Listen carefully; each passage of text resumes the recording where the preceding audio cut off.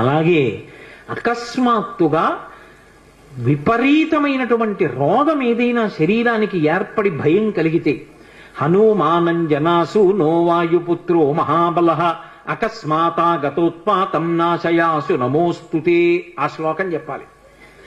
అకస్మాత్తుగా రోగం వచ్చింది, స్వామి నన్ను కాపాడండి, ఈ శ్లోకం చెప్పి ఆయనకి ప్రదక్షిణాలు చెయ్యాలి. హనుమ ప్రదక్షిణముల చేత విశేషమైనటువంటి తృప్తిని పొందుతారు.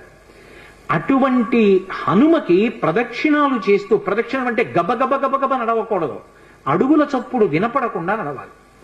అలా నడుస్తూ ప్రదక్షిణం చేసి ఈ 2 శ్లోకాల్ని అవసరాన్ని పట్టి అనుసంధానం చేయడం నేర్చుకుంటే ఆయన అనుగ్రహంతో రోగాన్ని నివారణ చెయ్యగలిగిన వైద్యుడు దొరుకుతాడు అని దాని అర్థం. ఆయన అనుగ్రహంతో రోగం పోతుంది.